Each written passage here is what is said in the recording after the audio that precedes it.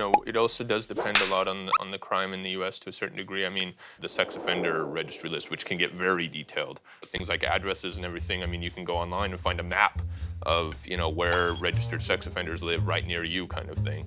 And there are NGOs involved in that too that track sex offenders across the United States and where they're going to live. Things that might seem to violate some of their privacy.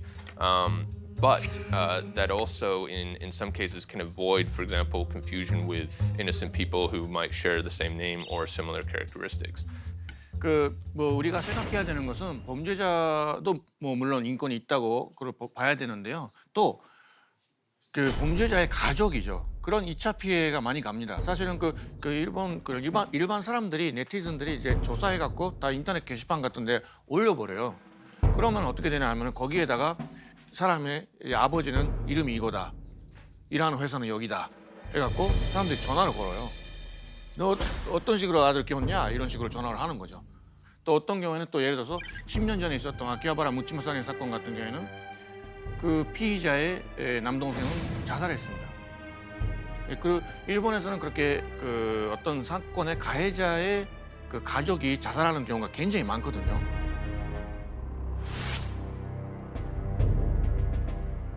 重大な事件を犯しまして、亡くなられた方. 근데 또 직장 그만둬야 되고 이런 피해가 굉장히 많아요. 심지어는 사람을 잘못 잡아가지고 사람을 잘못 짚어가지고서 인터넷 게시판에 올려가지고 전혀 관계없는 사람한테 계속 전화가 간 적도 있습니다. 이름이 비슷한 사람들이 잘못해서. 근데 우리가 지금 얘기 좀 다 2차 피해 이런 부분 가족에 대한 피해는 이런 거 충분히 이해해요. 근데 여기 제일 핵심적인 게 우리 신상 공개의 목적이 뭔지. 그렇죠. 그거 다시 한번 좀 더 고민하셨으면 좋겠어요. 이 신상 공개하는 목적은 지금 우리 가해자 다시 한 번 더 심판받으라고 그런 의미 아니잖아요. 네, 근데 지금 목적은 사실은 재발 방지예요. 이런 비슷한 사건을 다시 한 번 더 일어나지 않으려고 그런 의미에 있는 거잖아요. Do we have the proof that publishing names and pictures is preventing them from doing it again? Do we have statistics that say that the second crime rate is lower? Do we have that proof? Because that's all what we're talking about. 근데 일반적으로 사실은 어린이 대상으로 저지르는 성범죄 거의 다시 한 번 좀 재발 많이 합니다. 네, 같은 우리 항상 상습범이라고 얘기하잖아요. 보통 한 번만 저지르고 나서 이게 바로 고쳐지고 좋아지지 않습니다. People who went out of jail, many of them go back again. They commit new crimes, and maybe 1/3 of the people they do rehabilitate after the prison. If this person was guilty, then this person will probably go to jail, and that's not on the society to judge the person. It's the judges and justice role. Once the person went to jail for that many years, that was decided by the justice.